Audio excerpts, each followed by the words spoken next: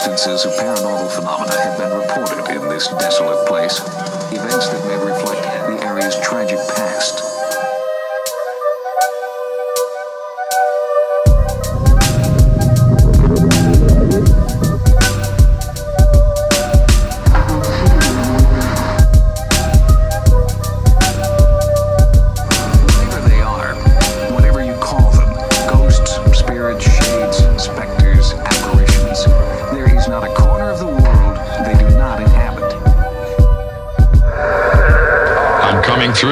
What's going on, guys? Welcome back to Other Dangerous Podcast, where we talk all things paranormal. I'm Ken James, and this is Jason McKittrick. Hey, folks. If you're going to haunt Howard, dwell in the dark, we want to talk about it. And tonight, you know what, guys? We've done a lot to give you guys a little bit about us. In every episode, we go off, we trail off, and we get into these conversations on the outside. Listen, we need to have a little talk with you guys. Gotta have a discussion with you guys. So, on our first episode, or our pre-episode of We Want to Believe, we gave a little background about, who we are, our experiences with the paranormal, what we do.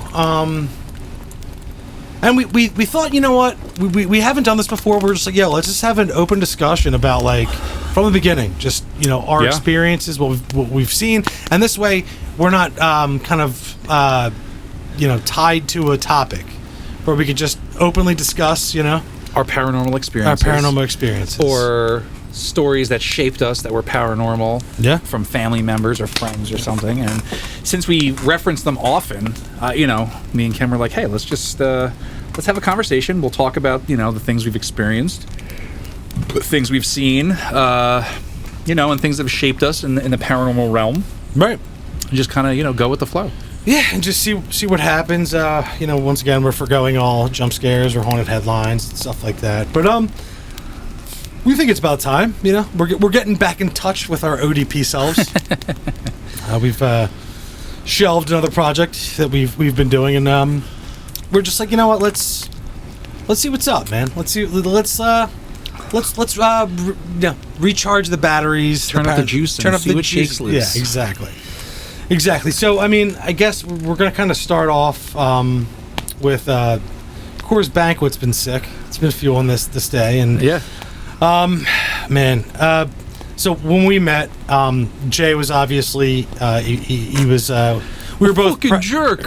Yeah, we both practiced in the martial arts. I was younger, and him and my older brother were training together and going through some stuff. And we met him at the Aikido dojo in Center City, right? Yeah, that's where they were holding our classes at an Aikido dojo. Yeah, we were doing something a little bit more effective. Yeah. So at the time, we were. Jay was obviously from Jersey. He was living in the city at the time because of college, and I was just some young Bensalem / Northeast kid being brought up in the two. And my oldest brother was seeking out all the best places of the art that he could find. And one day I just see this motherfucker wearing Hakuma, and I'm like, what the fuck? What the fuck's this guy about? Writing in a notebook. I'm like, jag off his journaling, which would become the dumbest thing to say. And turned out we found out Jay had a boxing background, just much like us, and kind of came from similar kind of environments of working class kind of.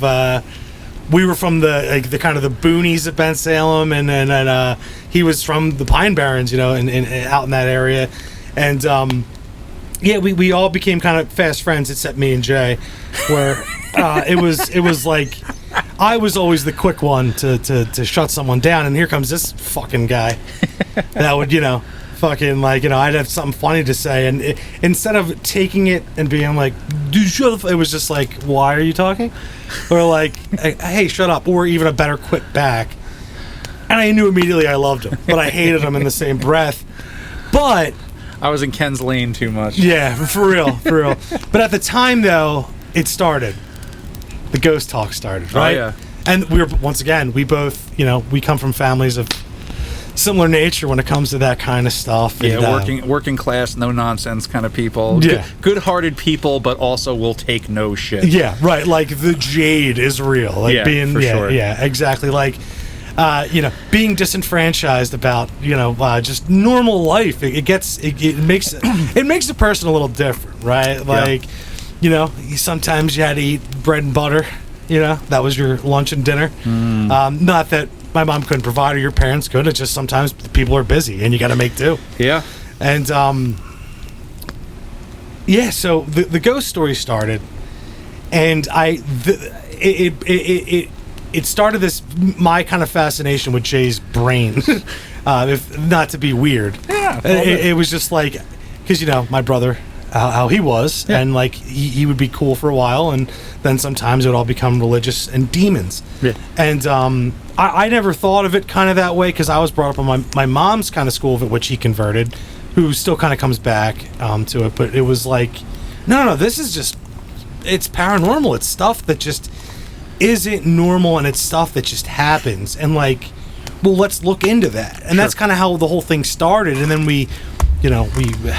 let's before we go into, I'm going to ask you first. But before we go into that, Jay would come stay with us, like a Saturday night or a Friday night, and then go back to school, and we would just get into these. Dude, it was like 7, 8, 9, 10 hours of just conversation and watching the videos and everything. And so the paranormal stuff came up early because I started training in the beginning of the school year, which is September, and you guys were there, and like we started talking, but like once we started talking, it was October, right? Halloween season. Yes. And we started talking about just Halloween stuff, and I was like, I'm a lifelong devotee of Halloween. I was like, this is like, it's one of my main inspirations, right? And we just started talking about it. It's like, oh, what shows do you watch? And then Scariest Places on Earth. We started talking about that, so we started connecting on that, because that was the new goods at the time. Yeah, that was the new news. And we talked about that, and you're like, oh, this is Eastern State Penitentiary, it's right down here. I'm like, what? And then you're like, so the one night we went out there, and we didn't go inside because it was closed, but they were just showing it to me, and you guys were talking about, oh, we went in there, all the stories about it. I was like, oh, that's crazy. Yeah. And this was like less than 2 years since I got back from Japan. Right. And when I was in Japan, I had 2 very real paranormal experiences. Not the first, but they were very strange. Yeah. And I remember telling the guys about, Ken and his brother Chris, and Eric to a lesser degree. And Rocco. And Rocco, he was there, violent sneezes. Yeah, he was always there. Trying to sell knives. So, we would tell our stories, and, I probably, that's probably the first paranormal stories I probably told to the guys, was because it was so fresh, was when I was over in Japan. And I was there for a couple weeks back in 99. I took my black belt test there. And where we stayed was... Sick, bro. Thanks. Where we stayed, I went there with a couple guys and my sensei at the time. And Will Sensei? Will, yeah. So we stayed up there on this mountain at this temple, which is 800 plus years old. Right. And we don't have that history over here. No. So when you go there and you go this history of this mountain, these trees that are centuries old, and like there's just this history there, and like as soon as you get there, you're saturated in it. You're like, this is not something I'm used to at all. Yeah, there's like 3 things you could do when you get over there, right? You could be a complete fucking idiot tourist who doesn't assimilate. You could be a silly little tourist who tries to assimilate. Yeah. Or you immerse yourself. Which is what I did, and I had been immersed in the Japanese culture for years because I had been studying the martial arts. Right. So getting to go over there, it was like, this is huge. Right. So we get over there, and I'm like, this is amazing. Like we came into Tokyo, we were there for like a day, like, and it was just like, but I was like in martial arts mode. I was like, let's get there. Yes. So we took a train there, one of those bullet trains. It was very fucking cool. And where we went was where, if you look back, like in the 90s, they had the Winter Olympics there. It was in Nagano. That's the same mountain that you see there. So we went up there, there's this temple up there, there's monks, there's this whole thing going on, and this is traditionally in Japanese history the home of ninjutsu. So it's like, there's no like ifs, ands, and buts about it. It's not the ninjutsu that is, No. Yeah. No. It's almost akin to like some kind of weird sorcery to them. It's not guys in black sneaking around throwing ninja stars at people. It's like they're like it's almost like Jedi. Yeah, that's how I had it described to me in the beginning. They're these. It's very esoteric. There's a very supernatural aspect to it. There's all this really old, kind of like fringe Buddhism put into it too that kind of frames the whole thing. I got involved with in a big way at one point. And went a weird turn with. And it can, and it's what it is, and I think that's actually a level of like testing you to like make sure you don't get too weird. Yeah. So, and that's what I kind of messed up a little bit. Yeah. So, long story short, because we were there for a couple of weeks, we had the test, did the whole thing, and there's resident monks there that live in this temple, this 800-year-old temple, and we're sitting there the one night, and we're hearing this monk chant in the temple. We'd heard it nights before, and like it was just part of this atmosphere. It was like being on a different planet. Like it was just amazing. So we were sitting there, we're talking like, oh, there's another monk was in there. We're just talking. Will's there. There's a couple other guys that were there with us, and we're sitting there, and we see the monk sitting there, and we're like looking at him like, oh, this is so cool. Like we were just talking about like what a different experience of life this is. Yeah. We're these Americans. Yeah. We have these means to be able to come over here. I mean, I had to stay for a long ass time, but we're able to come here. You're able to do it at that young age too. We're able to do it. We're over here. How amazing is this? We're sitting here. We're on this mountain. How old were you at that time? I was 18. 18. We're sitting there, and we're talking about it like, oh, this monk, his whole life view is probably a whole different thing or whatever. And we're intently watching the guy because it's very interesting to us. And he's in candlelight, so you can see it's on him. And as we're sitting there watching him, he disappears. And I look at Will, and I look at him, and he looks at me, and then there's another guy there. What was his name? Doesn't matter. There's two other guys with us too, and we're just sitting there looking at it, and I look at him and look at it, and like it was just like we didn't need to explain it. We're like, of course that just happened. Yeah, right. Because you're sitting there, and like when you're immersed into it, there's something about, I don't know if it was just the mountain, but as soon as we got to Japan, it's not the same as it is here. Yeah. There's some kind of different like fabric of reality there that feels supernatural.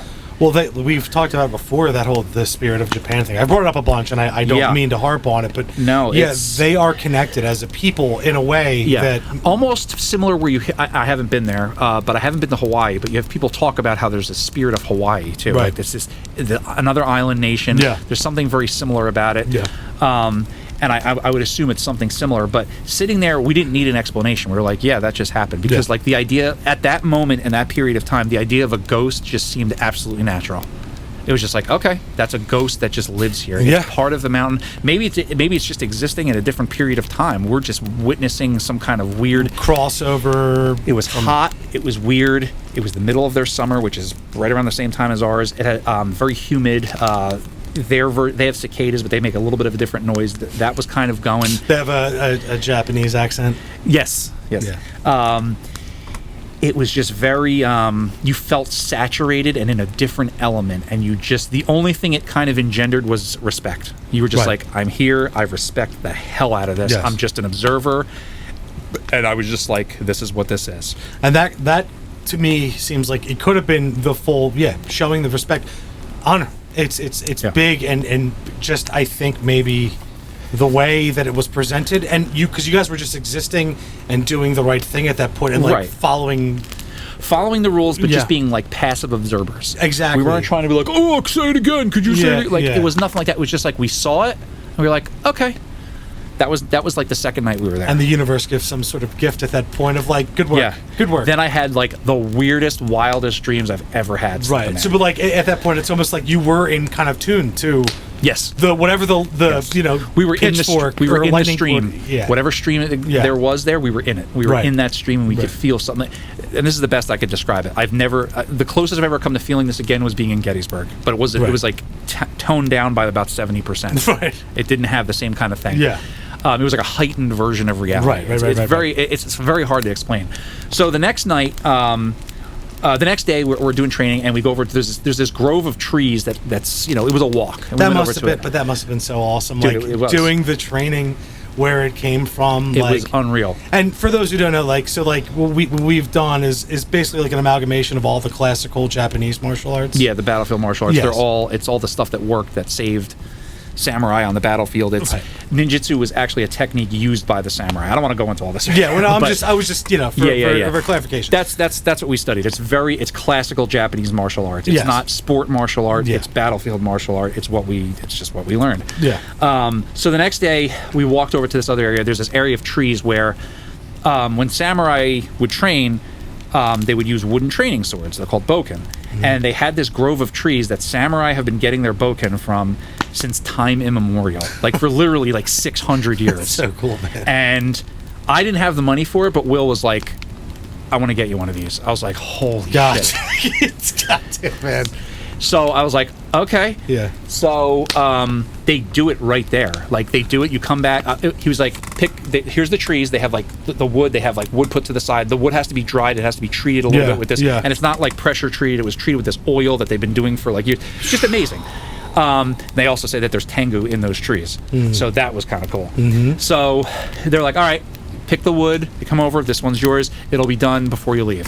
How'd you pick? Would you like to just follow your gut? Like what?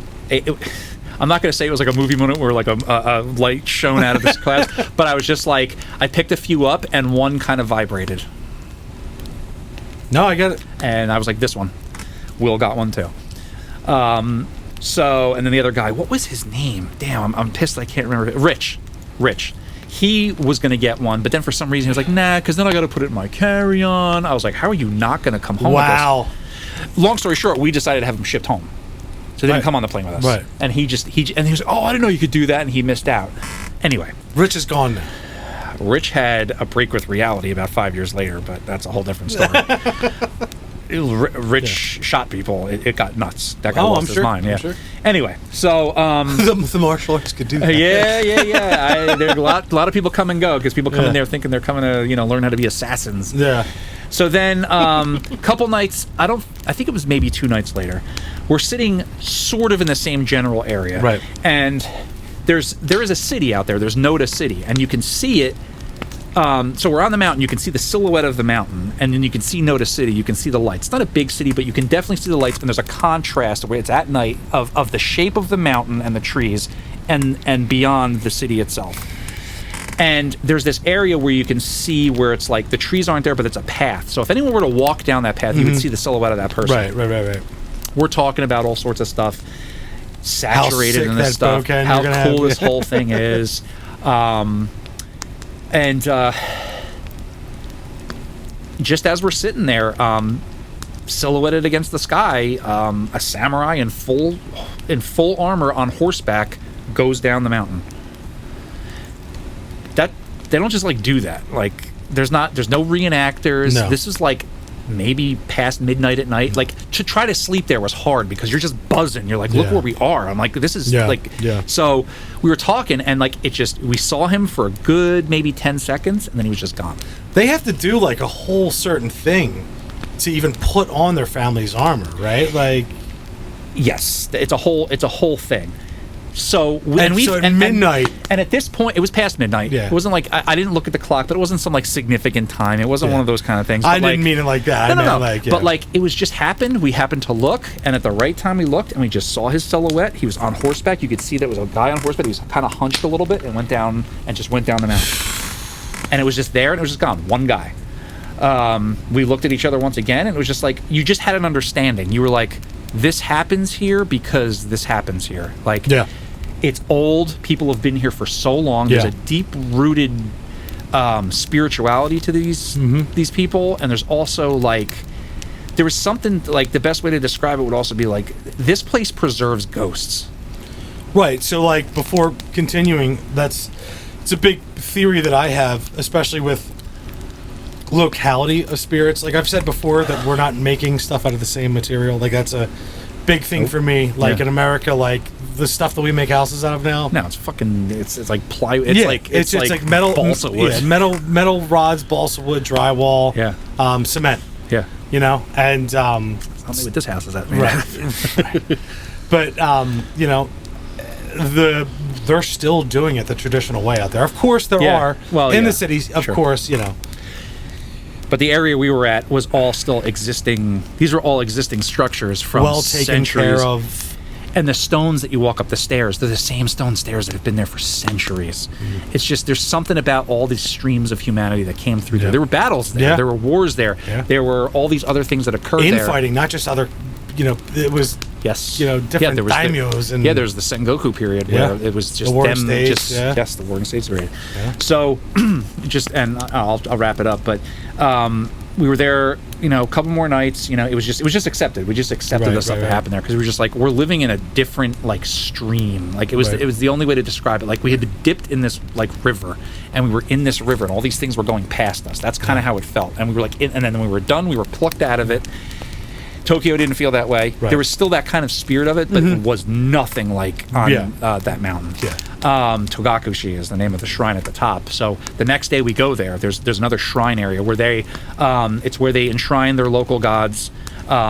There's statues of Tengu, which is insanely cool. And there's a shrine where if you pay a small fee, they will give you one of these little protection charm things that a lot of folks who do this same martial art wear on their belt. Is that one of the things you got me with the nose that I faced towards the door when I moved into my apartment? No. This is the little thing, the little silk thing on my belt. That okay. I'm sorry. I didn't. No disrespect. No. It's all good. I have one of them. What you're talking about over there.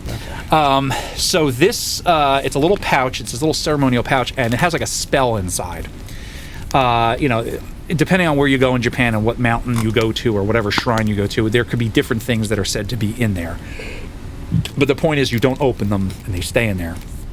This pouch had allegedly 99 Tengu inside. Now Tengu are these goblin creatures from Japanese mythology that are half crow, half man. And according to their mythology, they taught swordsmanship to the samurai. Mm-hmm. They're these... a lot of people have dug further into them that they could possibly be extra dimensional creatures because the wing aspect just might be a metaphor. Yes. That they're these flying creatures. I'm not going to go into it, but they very much believe that these things are real, that they live in these trees and they protect the mountain, and it's a whole thing. So I got one of these charms. They gave it to me. I still have it. I never opened it. I wore it every time I ever put my belt on to do martial arts after that day. And there's just, it's just a thing that it's like bringing something back from another planet. Like it's just, and I have it. I mean, whatever the belief is, that's their belief, and it's, I'm not going to speak to that to whether say it's not real or not. But being there and getting it from those places and having that stuff happen within that context was a very, I'm not even going to say formative because I had paranormal experiences before and after, which we're going to get into. Yes, but that was very I feel like I had been pulled out of, I'd been dipped in magic. Yeah. I know that sounds stupid, but that's what it felt like. And when I came back, there was a different, it was a different vibration to things. It was just, it was a magical experience. It was insane to get my rank there. I had the test there. I had a Japanese Shihan do the test. Mm-hmm. It was nuts. Yeah. And that's, I had met them. This is what I was going to say when you wrapped up. Yeah. So, imagine being 12, 13 years old and just hearing that story. Yeah. What Jay just told right there, right? Yeah. And even now, telling it, you still feel it. I still feel like a 12, 13-year-old kid hearing this thing that I've heard so much about, and being a young practitioner, all I knew was boxing. All I knew was boxing. I was the only thing my dad ever taught me really was grab a roll of quarters, that's brass knuckles, throw at the nose. Yeah. That kind of stuff. My grandpa, the same thing, would, have me punching stuff as a young man. Jay comes back, I meet him on this snot-nosed little fuck, and I hear that story, and it kind of changes your perspective of what you understand, not just the martial arts, but just someone that to understand the paranormal, right? And that kind of started a new line of consciousness of how I thought about things, because I'm 12, 13 when we met, and I didn't have much respect for anything. My dad was fucking dead. Yeah. I'm being raised by my older brother and my mom, who's working her ass off. And here comes this guy that's fucking, what were you at the time we met? You were 20, 21? Yes. That is just you were to me when I looked, I was like, this guy is a fucking samurai. He had that stance about you and the way about you, and I'm learning this stuff, but I was still an asshole, and I still I still had my pride. So like and your Timbs. And my Timbs. I would, I was wearing Timberlands and black hoodies and even baby blue ones, I like the baby blue matching top and bottom. Yeah, the baby, John. Yeah, that was sick. But so here comes this guy in my life. And then it kind of reignited my family's paranormal stuff. It gave my mom a chance to come out and tell some stories again. Yeah, I remember your mom telling the stories. Yeah, because Jay would come up, and we'd go out my mom's back deck or in the living room, like until it got too late. We'd be on the stoop or the deck until it got too late, making up some sausage. Yeah, make up some sausage and peppers. And then we'd come in, and then we'd watch the shows. When it got too late, we'd start putting on the Blockbuster and all this stuff, and then we'd start digging again. But so at that point, that was the beginning of our at the time my brother Eric's ex-girlfriend Saba. Right. She had that one banger, the one in Bristol. Right. That I forget the name of the place. It's one of these one of these families that all I remember is your brother's Civic. the baby blue Civic. Yeah, it had nothing to do with my outfit, but she told this story about one of the people that live in one of these affluent areas in the Levittown, Bristol area. It was a manor, and one of the the great grandchildren of the people was down on her luck, so she moved in there. It was one of the things you could do if you're part of the family. Yeah, and she walked her kid to the school bus. Yeah. And came back, and she walked in the room, and this is a manor where the room, the main entranceway, is, we'll say, 25 feet high, something like that. Okay. Something maybe let's say between 15 and 20. We'll say that. And she said the woman walked in the room, and there was a skinny man, the size of the place. Weird. You were there? Yeah. You remember that? Yeah. And that was one of our cooler ones. But then, so I digress. This was at the same time of us bonding. Yeah. But, so back to mine. My mother grew up in this farmhouse in rural PA, and my grandfather was super Italian. His parents came over on the boat. My grandmother's parents came over on the boat. Yeah. They all met in South Philly. Yeah. They he ended up becoming a landlord of apartments. Right. He had lunch trucks. He had a restaurant. Eventually, ended up moving the family out to this farmhouse. Okay. And I'll have my mom on to tell it. I won't go crazy into this, but yeah, we got to get to Sharon episode. Yeah. Oh my God, dude. She's got so many. But my mom, all this stuff was happening. She had a real weird relationship with her family at the time.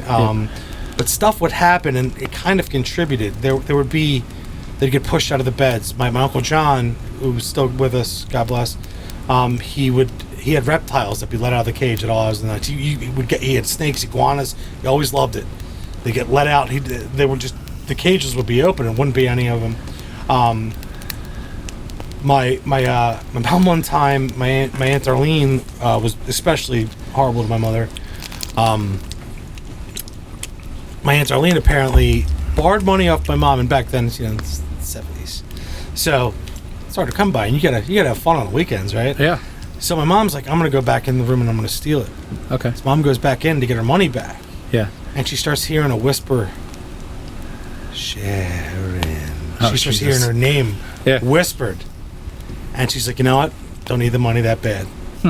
But also too, one night, and this is one of the big ones I remember, and I'm bringing this up because this is the stuff that I grew up with my mom telling me as a kid. No, I've got. One night the whole family was really sick, and they all decided to sleep in the living room area, and she ends up hearing what sounds like a party, party, louder and louder and louder. Yep. And they all have this bad fever, and no one else is waking up. My mom's awake. The only one awake.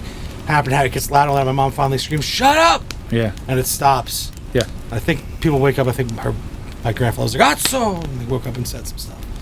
But then one of the last ones, they would all see, especially my grandpa, who finally admitted it late in his life, and my grandmother. And these are Calabrian, Sicilian, Serbian, Hungarian immigrants, children. Real hard-nosed people. Not very... They were my rougher grandparents, if I can say it. they would see either what looked like a Russian or a German soldier at the foot of the bed. Interesting. Now, it turned out that house, there's a chair there, that it was apparently the owner of the house prior. Yeah. When they moved out, they took the chair. Mm-hmm. The chair currently sits at my mom's house in Bensalem Village. Now, moving along to that kind of stuff. Yeah. The stories are endless, but we would all have different experiences. Growing up, my dad, who, like I said, died when I was 11, he would, and look, I'm not going to say he was the most solid of mine, but my dad was a smart guy. My dad, by no means, was a loon, a kook, or anything. My dad had a drug problem. Yeah. But he wasn't, my dad was solid. I'll tell you that right now, from what I remember growing up. He was always sharp. My grandpa, much sharper. But he, one night, comes storming down the stairs to my mom. Mom's like, what's going on? He's losing it. And she'll still tell you that he was one of the most convincing things she's ever seen him scared about. Because my dad wasn't scared of nothing. Mm-hmm. Big motherfucker. Scary dude. Yeah. Knew how to fight, knew how to scrap. Saw a lot of shit in his life. He was so terrified, he told my mother that he saw demons coming to take the kids out back, and they knocked over all the trash cans. He went nuts, and all the trash cans out back were knocked over. He said they were coming to take the kids' share. He was telling her, and this is before the drugs. Interesting. This is before it got bad, and we were all babies at this point, and I don't even know if I was born at this point. Right. Time goes on, we would always have movie nights, right? And they'd always do coffee break, right? Okay. They'd always do coffee break, and we're all like, oh, watch a movie. Yeah. So they'd stop, they'd make coffee, they'd have the coffee. One night, one of those old Folgers cans, they just finished it up. Yeah. On the table, my mom's kitchen, where it used to be where that circle table was. Yeah. Folgers can just starts spinning on its own. Right? So, I'm not going to say the whole thing was easy, and yes, of course, like we've talked about on the Entity episode. Yeah. A lot of stuff was going on. Yeah. It was a rough road there. My mom did everything she could. My mom was a great mother, but it was rocky. So of course, this stuff could have manifested in this stuff. But I remember that happening. I remember a lot of other stories. I don't want to get into the things trying to bite and stuff. But so then you start coming around. The legs start because they're doing construction now. Right. Out back of the house, that whole area that was all woods behind. Yeah. They start putting a whole new part of the development in. Yeah. Your mom was also renovating that bathroom. She was renovating all the basement too. Oh, was she? Okay. Yeah. It was the whole basement was getting renovated. Yeah. That bathroom was getting renovated. So there was a lot of change going on at the time, and everyone that came over, cousin, brother, I'm the only one that didn't see them. I can't definitively say I saw them. I stayed home sick one time. Yeah. And I had a fever of 103. Yeah. And I know I was sleeping. I'm sure I imagined it. So I'm not going to say I saw it. Yeah. But this is the era of Jay coming to the James family house, and the legs started. Yeah. And the legs are literally disembodied legs. Yeah. Brownish shoe, tan pants. I only know from the family talking about it, and around the same time too. Shortly after my father passed, and this is the last story. So we'll send it back to you. Sure. My mom and my brother Eric. I don't know if you guys are familiar with the area, Langhorne. There's where the Great American Diner Pub used to be on the corner there. There's a road back there that leads you to Trenton Road, and there's a neighborhood that kind of drops down off a hill, and then a shopping center that drops off a hill. There's all businesses now. There used to be I forget the name of the place, but they're driving back home from the Oxford Valley Mall, and it's funny. We got to get Eric to tell it next weekend. Yeah. But they're in the car together, and a plume of what seems to be smoke or dust envelops my mom's car, and they literally see an SUV, a white SUV, drive through them. My mom just stops the road after it happens, and my brother Art goes, "Mom, are we dead?" Because car just ran through them. Yeah. Dust clears, everything settles, and they weren't dead. And my mom starts driving again, and they get home and they tell us it. And my mom, she goes to her faith and goes, well, maybe that was the chariot taking your father away, because he drove an emerald green Blazer, and it was a white SUV, so they go to that. And I'm just going, I don't know, maybe you just had a Ghostbusters experience with a train running through at that time. And I'm sure there's plenty of accidents at that spot. Right. And that there was so much stuff happening at that time when you came around, where like we were the Ghostbusters at that time. Man. We were those guys. Yeah. No, I mean, I've had stuff since I was very little. Stuff has happened, often. One of my earliest memories is being at my great-grandmother's house, who she died before I was alive. Mm-hmm. But I have memories of her. Yeah, no. Her talking to me. Yeah. My mom says, you never met her. She died 2 years before you were born. There's no way. She's like, maybe you just remember pictures, but I remember being at her house. I remember the process of, we were at her house. They were cleaning out her house at some point because it just took a long time. People lived there. And I remember being there, and I remember very specifically, and it's really weird, and it's one of my early memories, and I remember discussing this with my mom, but I remember a staircase that went up to the sky, and she was up there. That's one of my first memories. Whatever that is, man. I mean, Well, yeah, whatever. Whatever that is. Yeah, that's the thing too. It's like a lot of people would go, but not my man over here. Whatever that is. I mean, I can't. I didn't mean that in an insulting way. No. I meant that. I can't. I'm not gonna. I have no explanation for that. Yeah. I was little. I was like, 2, and I remember that. And then my mom, she got married to my dad. He's technically my stepdad. She got married to him when I was 4, and that's when it really started to go crazy, because he grew up in a haunted house. Right. They grew up in Irvington, New Jersey. Cheers to that, buddy. Growing up in the haunted houses. And his stories were like, some of the stories you couldn't believe them. My mom still doesn't believe them. She says they're crazy. She's like, your dad and your uncle are crazy. Yeah. Poltergeist activity, scratching behind the walls, things flying off tables, being menaced by entities in the middle of the night. My Uncle Gary said he got choked. My dad saw him being choked. A green ball of energy or light that would come out of one wall and just go into the other, and they said it happened often. The craziest ones, and I'm going to get these from him next time I'm down, because these are real. This is basically a precursor to us getting all the people. This is like our. So my dad and my uncle, they're hunters, and his father, who was a big time. I'm going to say storyteller, but I don't mean that to discredit him. He was a guy that told a lot of stories. Yeah. He was a World War II Medal of Honor winner. Very fascinating stories. Told us all his stories. Like, he was not a guy that didn't talk about war. He was very proud of that. He defended our country.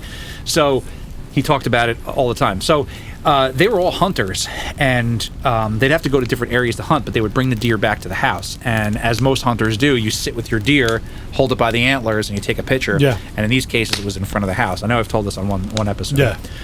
Every picture that was in front of that house, that the windows are visible, there's faces in the window.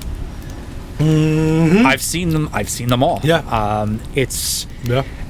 could say pareidolia, I could say all these things, but my dad was like, no. He's like, there was something in that house that scared the shit out of us. Right. So he would tell me all those stories. Fast forward a little bit, they had moved before I was born to another house. Better house. They got out of that place. Irvington is shit. It's terrible. So they moved up to this up in North Jersey near Piscataway. It's called Greenbrook. It's up in North Jersey, and they're up on this. They live on a mountain. It's a mountain up there, and wonderful house. They live on the side of this mountain. The thing that's significant about this mountain is it's right next to Washington Rock State Park. It's the site where Washington spied on the British during the Revolutionary War. Okay.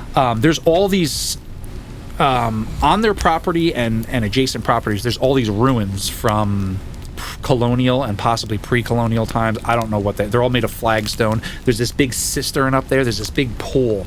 It's this big stone pool that it's for collecting water. Right. And it was used there. There may have been a mill or something up there. I don't know. The area is very historic. So there's that. So my dad's father, my dad, and my Uncle Gary, and my grandmother, who also passed, all have stories of seeing a green light that would come down the mountain and stop. They all saw it. They would see it all the time. So my dad, at one day or one night, whatever it was, decided it always stops at one point. So they go up and they look the one day. He doesn't see anything. He's like, I'm just going to dig. Decides to dig a little hole, finds arrowheads. Yeah, I remember and that. He has them. He shows them. They're arrowheads. If you're familiar with the Northeast area, a lot of Native Americans lived here. Arrowheads are pretty common. You can find them. Yeah. But the fact that he went to this spot onto the mountain that the light would go down to, and it would be there, after he digs those up, brings them in the house, they don't see the light anymore. Right. That's just the story. There's no other surrounding evidence. This is actually know. It's a very good segue into like my next portion of what we're going on, because so my mom's house, it's on the Neshaminy Creek. Yeah. Crick. Excuse me. I'm not a creek guy. I know it's creek water. I know. I get it. I'm just the creek. Everyone else is creek people around me, and it's a creek. I don't say water. I don't say creek. You just said water. I was saying creek water is what people say. Oh, okay. I say water. I'm a water guy. I'm a creek guy. I don't say heels. I say house. I don't say keelch. I say couch. But well, her brother and my mom. But so the neighborhood that besides in the Northeast where my dad lived and my grandparents lived, that we grew up in between, my mom's neighborhood, it's called Bensound Village. It's it used to be all farm. That whole area used to be farm, and it's right on the Neshaminy Creek. And when the lake thing started happening and building up, but before I get into that, there used to be a thing, and this is real. Yeah. So the neighborhood next to my mother's is called Bucks County Estates. Okay. Estates, right? Yeah. It's where a lot of the rich people live in that area. Okay. Now there's a cut through that we used to use. Yeah. Through those woods, and I shit you not, brother. There used to be people that would be out in those woods in cloaks with torches. Okay. And it's real. Yeah. One of the toughest guys in the area saw. Yes. Were they globalists? They probably. Probably. But we did find chickens nailed to. I'm not joking. Chickens nailed to trees. No, this stuff happens. People that have seen them. One of the toughest dudes around. Yeah. That wouldn't admit that he cried. He was coming back from because we used to go play on the basketball courts. They hated it. Yeah. The crumb bums from the neighborhood over would sneak through the woods and play on their basketball courts. Can we get a little Frank Rizzo? Yeah. You're a crumb creep. I want to fight you. But you don't have the courage. You're a real crumb bum. Attaboy. They used to get so mad that we would sneak over. Yeah. And eventually that became our drinking spot. We called it the spot. Yeah. We hammered down the ground and stole tables and stuff. Yeah. But that crossover is where we used to go, and one of the guys got caught back there. Tough's kid, Tom Pease, R.I.P. Tom. He was. We all left him. Frank Annamary, Azuna, all these guys that were there that used to hang out.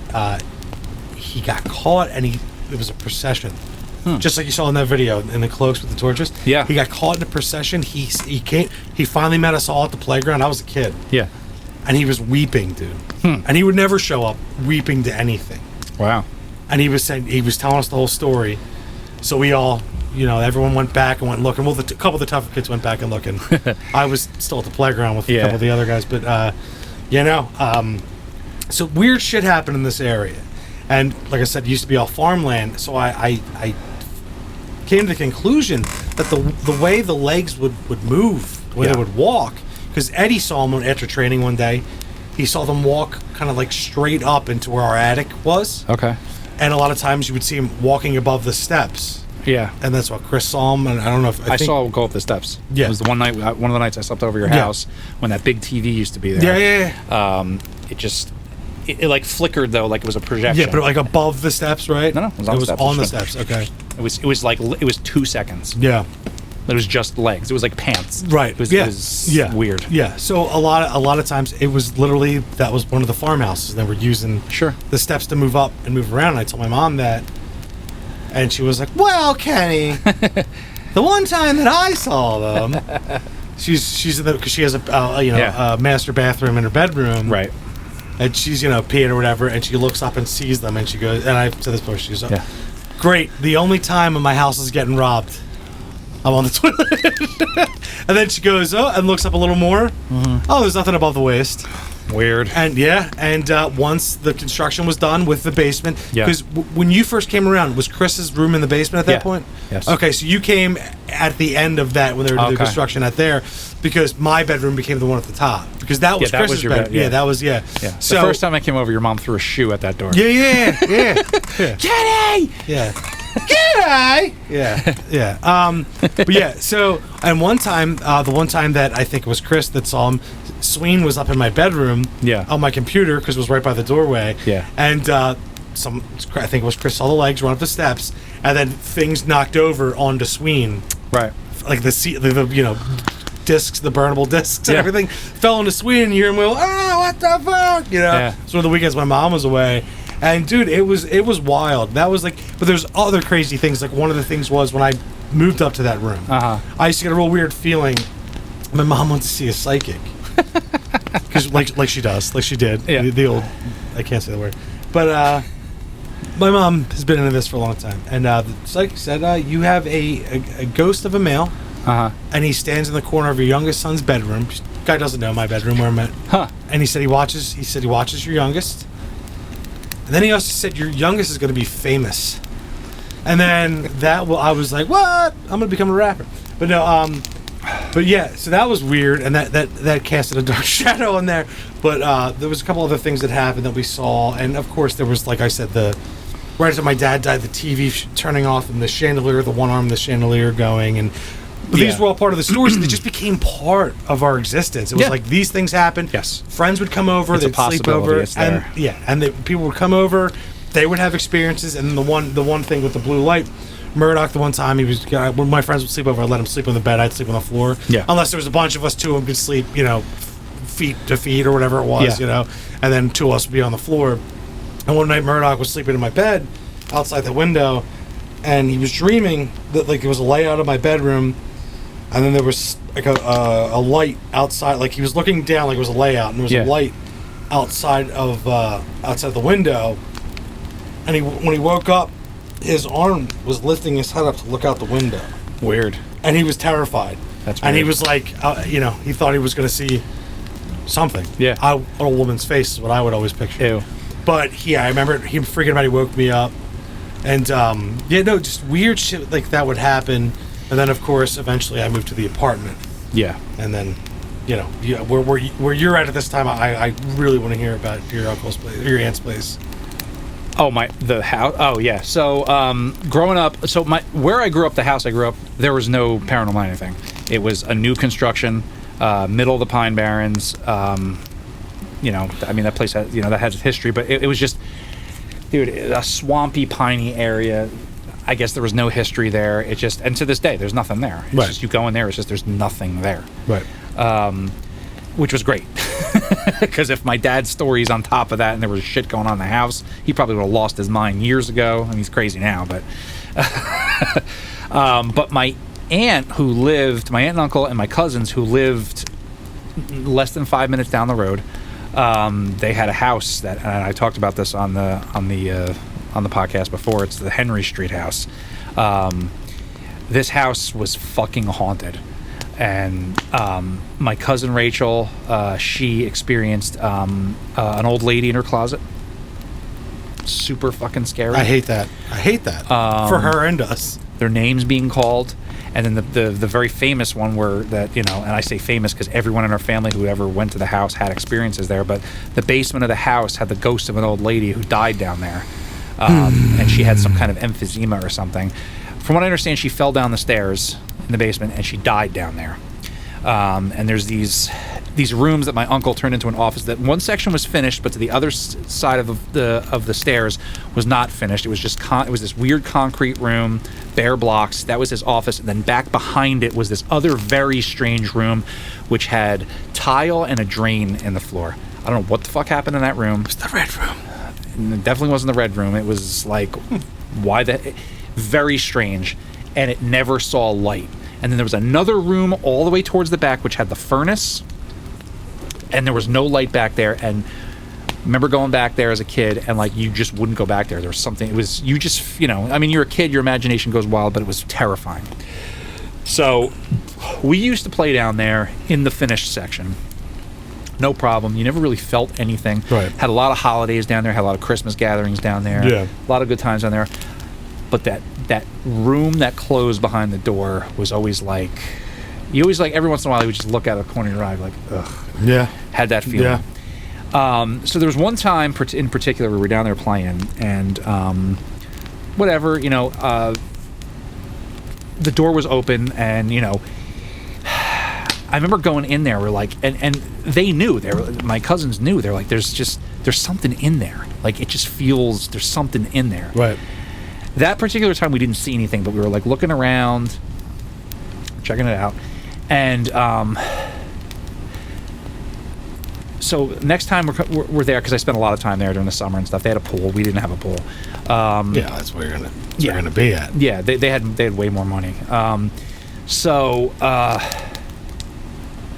we start like talking about it. We're like, what's in there, and we talk about it. Like, well, my cousin's like, well, sometimes we hear this like weird breathing, like a kind of breathing. I was like, ugh. So we go down there. That's in our heads. I will say that off the top. That was in our heads. Yeah. So we go down there, and in between, so you go into that side room. There's my uncle's office, and then there's it's bare brick, and then there's the other rooms where if the light's not turned on, it's just this bare brick, cinder block, just dark void back there. And we went down there, and there was that time that we were down there was some kind of different vibe. I don't know if we had got it in our heads. I don't know what it was, but we had a different vibe that time. And I also remember very specifically there was a thunderstorm at the time, which there's theories about that, and paranormal activity with thunderstorms. So we go down there, and we look into the door area, into that back forbidden area. room. Yes. And clear as day, I'll never forget it. I was there. My two cousins were there. An old woman looks around the corner at us with her mouth wide open and goes, We fucking bolt up the stairs, freaking out. My Aunt Dawn is there. We're telling her. She's like, you guys, what? You fucking idiots. Yeah, you idiots. So we stay up there for a while. I don't think we went back down there. And that's what happened. And that was it. And we said this and this. And I think my aunt at the time was like, all right, well, I'm not going to feed into this. They're clearly scared about it. We don't know what happened, whatever. So fast forward a few more years, like 10 more years, they move out of there, but my other aunt and uncle move into the house. They actually rent it to them because they bought a bigger house. Yeah. They got really rich, whole other thing. Yeah. So they move in and the same shit starts happening. And I was talking to my aunt Kathy lives there now. Had lived there at the point. She doesn't anymore. They sold it to somebody else. And we'll get to that. So she moves in there. The kids start hearing their names called. Someone sees a kid in the closet, and downstairs my aunt says she heard gasping breathing. So I tell her my story. She freaks the fuck out, and I'm telling her up in the living room. She's like, I don't even want to live here anymore. So I don't know if her or my uncle, who live there now, my Aunt Kathy and my Uncle Timmy, one of them decides to find out the history of the house. And they find out that a lady died there. She died in the basement, and she had emphysema. Yeah. So, cut to. No cut to. No cut to. So I don't know what that does to her. I don't know if that has them live in fear. I don't really know. But cut to, it's the first year I'm together with Christina, my wife. My wife. And we're talking about spooky shit. It's the fall. It's a windy fall day. I'm telling her the story, and she's freaked the fuck out. And as I tell her the part where I'm like, yeah, and we look and we see, and an old lady comes around the corner and goes, my parents' front door blows open.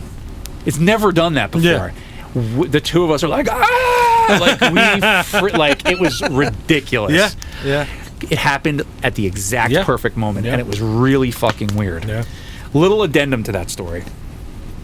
The guy who bought the house. Your hair looks great. Thanks, buddy. The guy who bought the house, a guy named Billy, went to high school with him. Kind of knew him, kind of an acquaintance. Yeah. He started his own landscape business, whatever. And I saw him out somewhere. I was like, "Hey, what's up, man?" You know, I hadn't seen him in years. When I was working landscaping, we would see each other here and there. He used to come into my uncle's place. Used to buy material. You know, they own a garden center. Would see him here and there, whatever. And I was like, "You bought the Henry Street house?" He's like, "Yeah." I was like, "Did you see the ghost yet?" He's like, "Dude, don't even talk about this. Don't even talk to me about this." I was like, "What?" He's like, "Nope." I was like, "Oh, so did you hear her breathing?" And he's like, "I'm not talking about it." That was the last I heard about it. I love that. That's so good. Yep. Way to tell that one, man. That's fire. Yeah. So he still owns the house. I mean, I haven't been back there in forever. He had a bunch of hippies come sage it. No, but when I said, "Did you hear the breathing?" you could see he knew exactly what the fuck I was talking about. He's like, "Dude, don't even." No. And we were out at a bar. I saw him at Hooks. Yeah. Good old Hooks, man. Yep. And so I imagine, whoever that old lady is still down there freaking people out by peeking around the corner, and I can still hear it. Yeah, it sounded just like that. Yeah, there's a couple of those in my, and we're gonna wait because I'm gonna try to get it off my brother finally. Yeah, we're gonna have a part 2 to this. Yeah. Because there's a lot. Yeah, there is a lot more. I just want to get through a couple things. And you get through your stuff, and then I want to have a little update about some stuff. Okay. Yes. And then we'll cap So it. we were saying in our last episode about the shadow people and shadows. Yeah. So when I moved out of my mom's, I moved to that apartment. Yeah. 318 water, or 318. Forgot to mention that house, shadow people that people would see in the yard all the time. Sure. That was another thing. I think I mentioned it in the last time I told it. So we moved to 318, which was it's like a kind of like a row home in this apartment complex, and this was around the time I broke my back. So I'm 21, and shit's fucked up. You know, I'm recovering from that. I'm working still. Yeah. Were you wearing the mask and the whole time? Not yet. I was not Bane at that point. I still had hair. At that point, I still had a nice, luscious. I still had a luscious. Yeah, I didn't shave my head until I was like 27. But so I'm at the apartment. It's me, Eric, Boyd, Mike Boyd, listener from the couple episodes, 4 episodes ago. Yeah. And my buddy Ryan.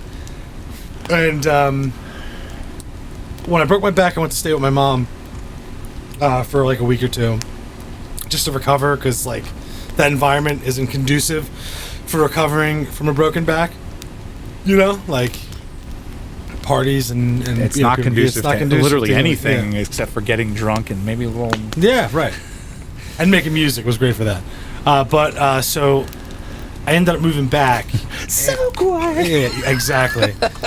So I entered a really dark phase of just like, you know, like you get to that point of like a life-changing, like my life from then on has been completely different. You know, you have to figure out different wild things of how to live normally and walk normally, and you know, you're always in pain. And I went down a fucking dark hole. And I still had a lot of people that like relied on me for things emotionally and conversationally, and like, you know, there was one particular night that I was particularly down on myself. Sure. But I was also down on the world. Okay. And I went because I lived. My room was like the highest room in the place, and it was 4 bedrooms, and each bedroom and bathroom had their own staircase. It was like all the way up, and I'm fucking hobbling back up, right? Like recovering, like I'm not fully, you know, back together again, which I'll never be, but I'm fucking hobbling back. I'm like miserable. I'm just so mad that like this is my luck. I'm fucking, you know, I'm crippled. I have the highest fucking room. Yeah. I can't walk right. Like I'm like just like one of those nights, you know. Yeah. Pissed drunk too. Like not like blackout, but I'm like angry, pissed drunk. Yeah. You know, I'm like making sure that like as I walk by everyone's bedroom, they hear me fucking, you know, bickering about life, you know. Yeah. My stairwell, it's the end, and I have my TV on, so I can clearly see my doorway, and this is where my buddy Ryan's room is. It's right down here on this landing, and our bathroom. Yeah. And I look up, and I'm like, dude, I'm like internally, I'm burning, like I'm like ready to just like I don't know what I'm ready to do. When I tell you, imagine like almost like a rubber black blanket being dropped in front of my doorway. Interesting. It, like, I watched the curtains kind of unroll over my face, and it stopped me.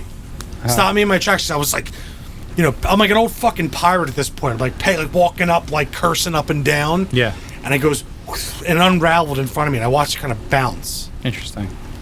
And I was like, I just shut up for a minute, and I looked at it, and then it went like, and it like got smaller, and went into my bedroom, but not like organically, like smaller in like a quick, almost like pixelated way, and went into my room. And at that moment, I was like, something's wrong with me. Like internally, like I was like, okay, I get the picture. Right. Whoever's telling me what this is. Right. So then moved to Waterview, Walnut Hill Street house. Right. Which we did the episode with me and my wife. Lived there for a while. Yeah. And who's not Australian? She's not Australian. Okay. She's from Tacony. Yeah.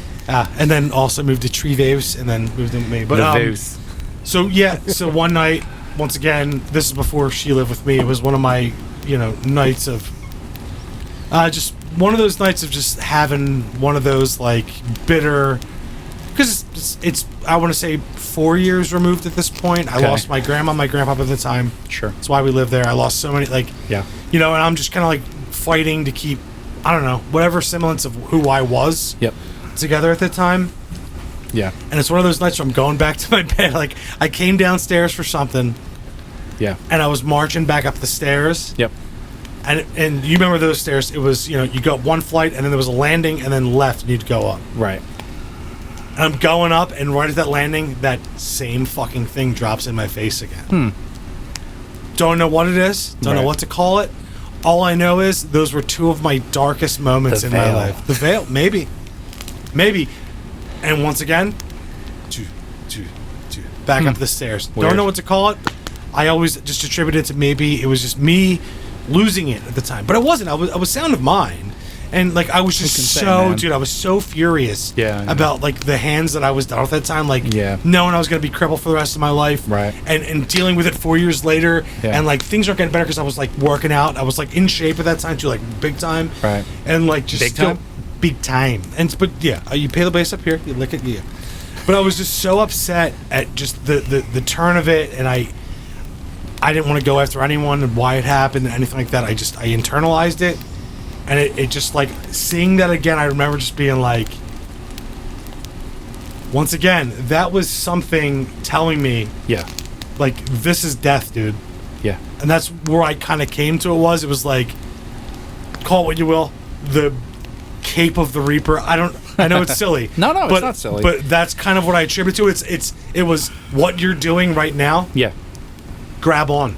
I'll take you with me right now. That's what I kind of in my head. I never saw it again because it kind of was like, you know what? This injury happened for a reason. Right.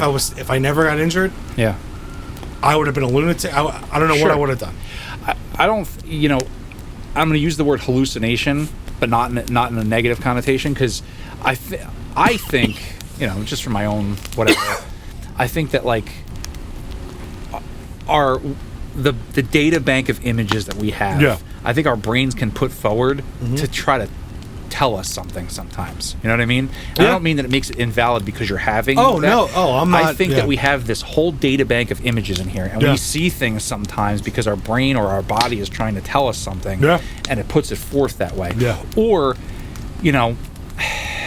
something else could be trying to communicate with you, and this is the way that it does it. Exactly, and that's why I don't talk about that one often, because it isn't. I can't say it's not a ghost. It wasn't like that. It was Jay. As I sit here, that could be you telling you something. Exactly, but when I tell you, remember in The Frighteners when he has that like the Reaper, the tar, and he's slamming it, and it was kind of like that, but it unraveled in front of me and it bounced. Okay, no, I got it, and like just. It happened the same exact way both times.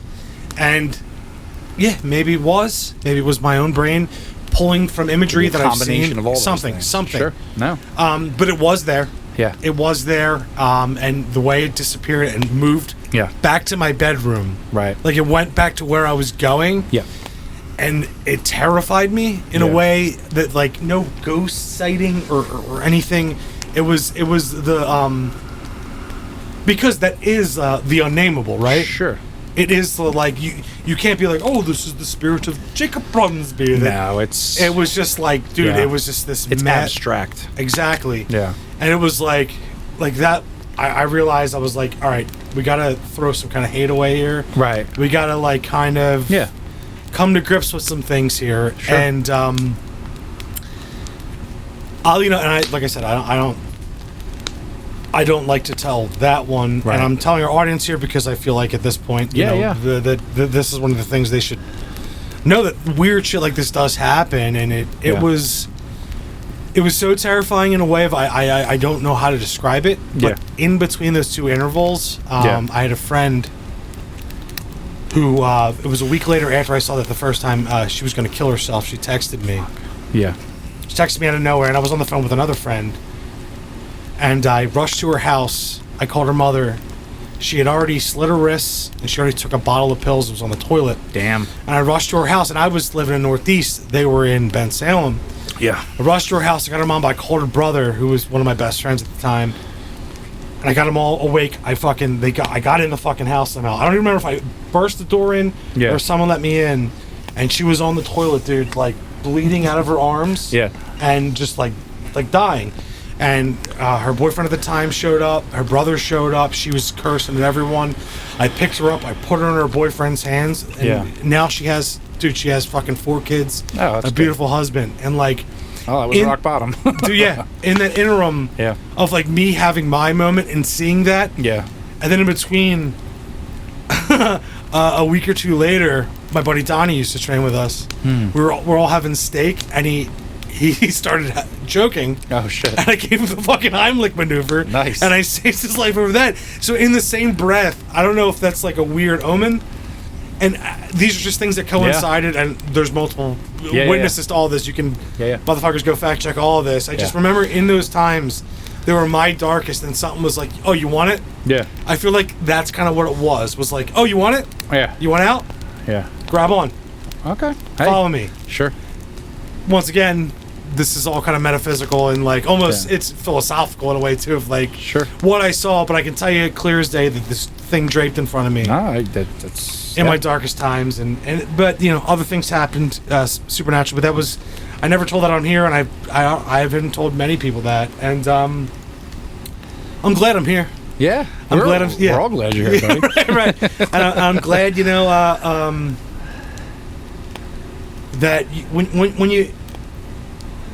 you try to lock down something like that, or what it is, something so abstract, like you said, it could send you in a spiral. But a lot of times, the best thing to do is go chill the fuck out. Oh yeah, that's yes, right, yes, dude, just relax. Yep, it's not as bad as you think it is. Yeah, and you know, we had all the other stuff in, you know, the Walnut Hill Street House. We had the episode on it, and then other things. You had your own experiences there as well. Yep. And you know what? Do you want to give us one more little quick story, and we'll say this is part 1? Yeah, we'll say this is part 1. I mean, I have a lot that I could go into. I mean, we'll put that for part 2 because I have. I mean, there was that little thing at Walnut Hill, at the house. I mean, I just saw the door close. It wasn't even anything that major. Not that major. Some people don't see stuff their whole lives, and I've seen multiple things. Yeah. There was, let's say. The building I lived in the first 2 years of college, we saw a ghost in the basement there. Super fucking weird. What did it look like? It was a black guy, an older black guy. It's clear as day. And then he was there. We were looking at him. Gone. It was the weirdest thing. Weirdest thing. You know what? And his clothes were from like the 20s or 30s. Ah! See, that's the thing. Yeah. When it happens, the real, like when you see it. Yeah. It's not like this thing that like emanates and floats towards you like the movies. It literally is a flash. It's like, here's the funny thing: the ghosts I saw in Japan were that weird, like ooh. Right. We'll give the things here in the United States that I've seen are abrupt and visceral. They're different. They're two different things. totally subscribe to that mentality. And the weird thing about that one, I'll tell the full story on part 2, but that guy, you got this idea of pain. He was in pain. Yeah. It was really fucking weird. It was upsetting, too, because I remember afterwards I had a real hard time going to sleep that night because I was like, you just had this idea that, like, you got this guy's whole experience of life in, like, a split second. It was the weirdest fucking thing. And he was just standing there. We came out because we went to the basement, saw this thing. He was there for a second. It was just, there was something very weird and upsetting about that. Yeah. It was just very weird, and you could tell there was just it was just communicated that he was in pain, and that he was gone. It was very, very strange. That's upsetting, man. I've had tons of others. I don't want to say tons. Yeah, well, we'll get into them. Yeah, there's. Summations. I've had, some of the recent ones. I mean, the house that I used to live in Toms River. We had a bunch of minor. I would call them residual. Right. We had the one when my grandmother passed, which was one of the most eye-opening experiences I've ever had in my life. My whole family was there when she died. Yeah. I remember, man. We ran the gamut, man. We saw all these experiences. People had all these weird experiences. Dogs that can't bark because they don't have their vocal cords because the previous owner of the dog took them out. My aunt didn't do that. Barked when she died. What? My grandmother, when they were in the room, I didn't see it because I wasn't in the room. My mom was, and my aunts wanted to be there. She called out for her sister right before she died. All the things that you hear about when she died, and we didn't know that she was dying, the sky turned this pinkish orange color.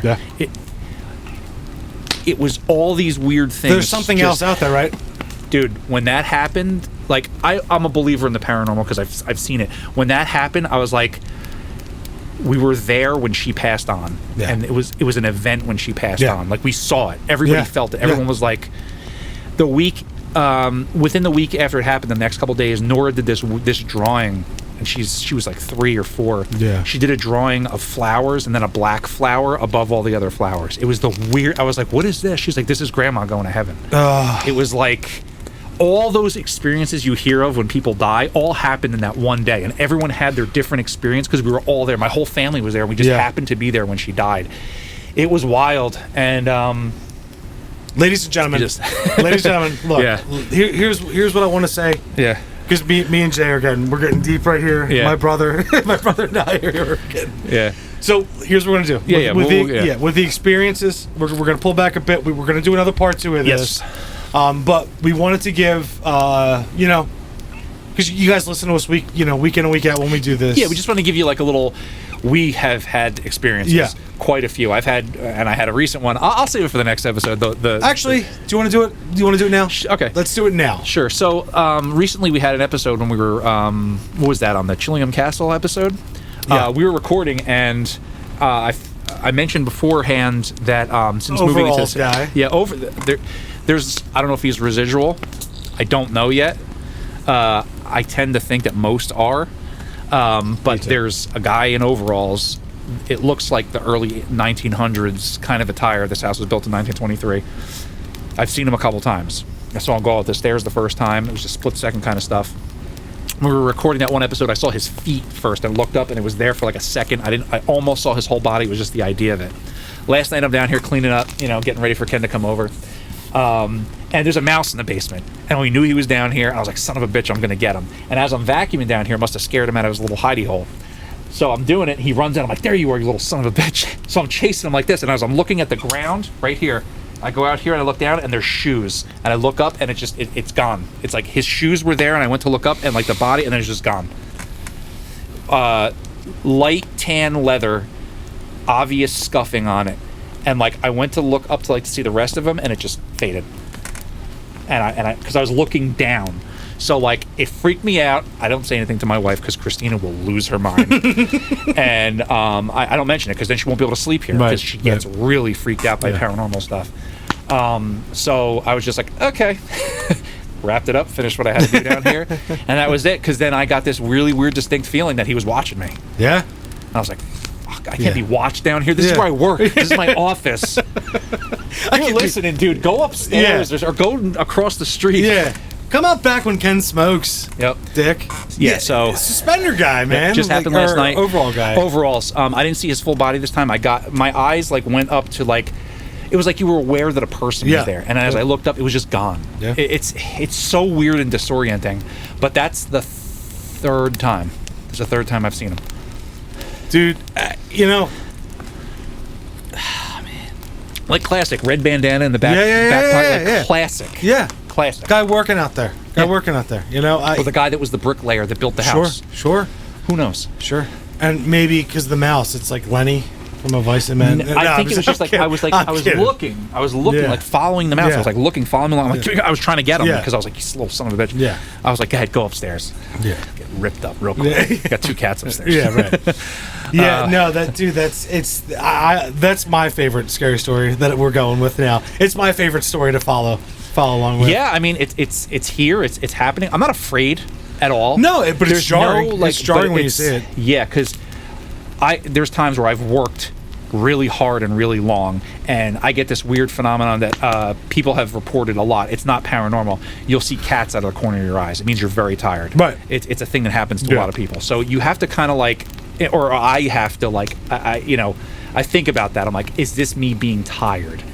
But it's so distinct. Yeah. I've seen them in the same clothes 3 times. Yeah. So, and I've seen, but if I get very tired, I'll think my cat's down here. Yeah. So I have to take a little bit of a grain of salt. Right. But it's definitely happening. I mean, because there's remember that time I told you when we were recording the last time, I was like, I came down here and there was a mood. Yeah. And I was like, I think I'm going to see something. Yeah, and I felt it through the screen. And I saw something. Yeah. All right, well, so guys, we're gonna do a part 2 of this, but very soon. This is kind of a precursor to what we were talking about earlier. We want to do either a watch party or a Q&A party. Yeah, we'll get it all together. We'll get the deets together. We want to figure something out. Just something a little more interactive. You know, maybe just hanging around, telling us our ghost stories, because I love to hear ghost stories. Exactly. That's why we do this podcast. Exactly. So like what I'm saying is now, like, this is kind of like you heard from us, and we have plenty more to tell. We're going to do another episode. Yeah. If we want to do like a Q&A or a share session, right? We could all hop on, have some drinks, do like a 3-hour thing. Yeah.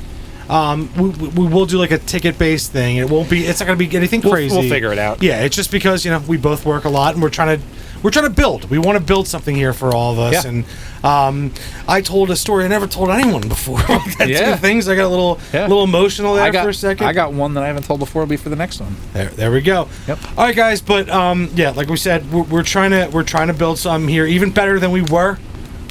We're trying to Yeah. We want to get closer again to the. We want to poke the bear more like we used to. And also, guys, thank you again for the support. Thanks for reaching out to us all the time. We love it.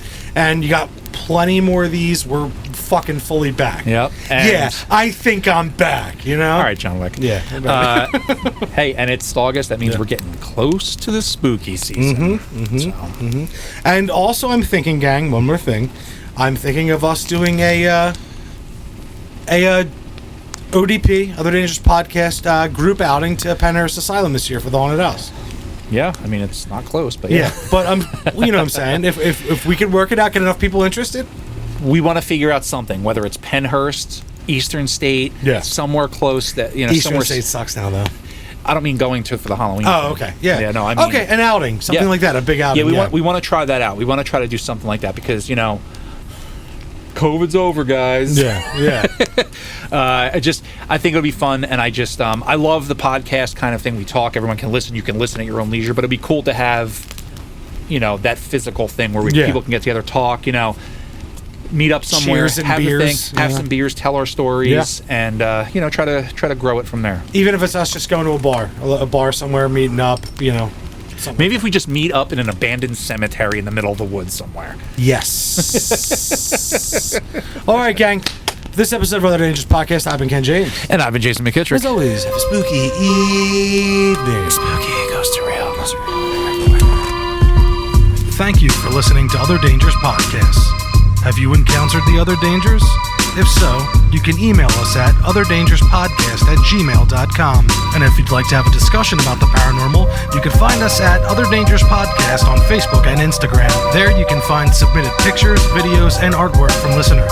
We are now streaming on YouTube, Spotify, Apple Podcasts, and anywhere else podcasts are streamed.